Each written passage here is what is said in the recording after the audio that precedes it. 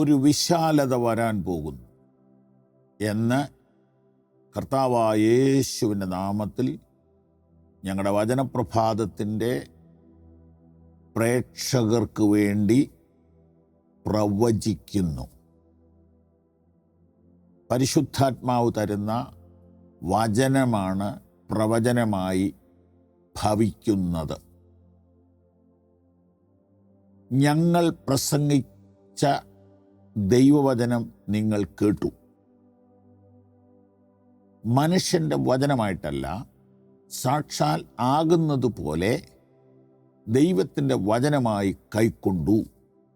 അതുകൊണ്ട് വിശ്വസിക്കുന്ന നിങ്ങളിൽ അത് വ്യാപരിച്ചു കൊണ്ടിരിക്കുന്നു എന്ന് തെസ്സലോനിക്ക ലേഖനത്തിൽ എഴുതിയിരിക്കുന്നത് പോലെ ഈ വാക്കുകളെ പവർ വിഷൻ്റെ വാക്കുകളായിട്ടല്ല, ബാബു പാസ്റ്ററുടെ വാക്കായിട്ടല്ല, ദൈവത്തിൻ്റെ വാക്കായിട്ടെടുത്താൽ അത് വർക്ക് ചെയ്യും, അത് വ്യാപരിക്കും. ഏതാണ് ആ വാക്ക്?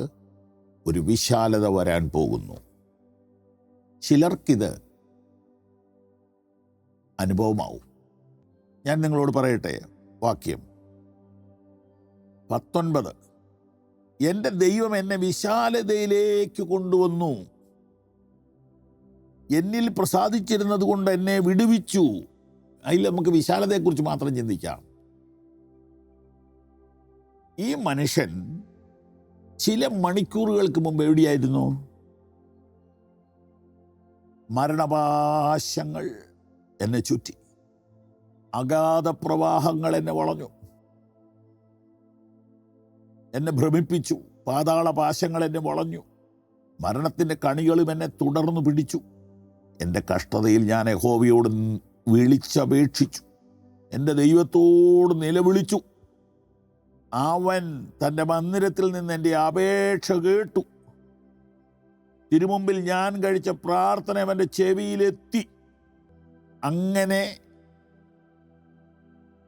കുരുക്കിന് മുകളിൽ കുരുക്ക്, കെട്ടിന് മുകളിൽ കെട്ട്, ഊരാക്കുടുക്ക്, കടുങ്കെട്ട് വീണ് കിടക്കുന്ന വിഷയത്തിന്മേൽ മറ്റാരും പ്രാർത്ഥിക്കാനില്ലാതെ വന്നപ്പോൾ ഒരൊറ്റ നിലവിളിയും പ്രാർത്ഥനയും കൊണ്ട് ദൈവത്തെ താഴെ ഇറക്കി.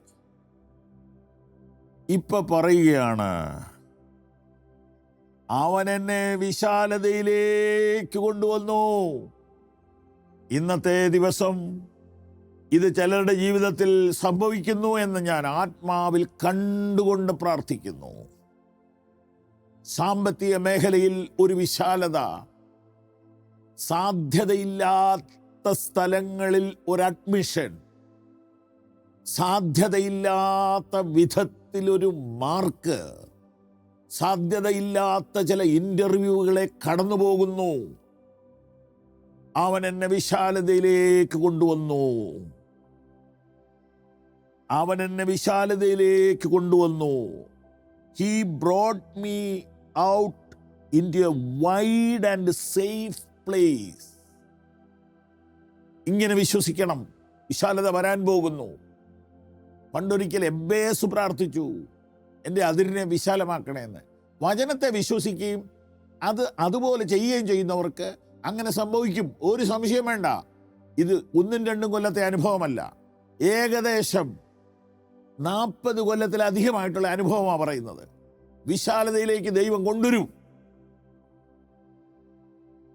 സാമ്പത്തികത്തിലൊരു വിശാലത, ആരോഗ്യത്തിലൊരു വിശാലത, സ്നേഹത്തിലും സന്തോഷത്തിലും ഐക്യതയിലും ഒരു വിശാലത. യേശു ക്രിസ്തുവിൻ്റെ നാമത്തിൽ ഞങ്ങളുടെ പ്രേക്ഷകർക്കത് സംഭവിക്കട്ടെ. ആമേൻ, ആമേൻ, ആമേൻ.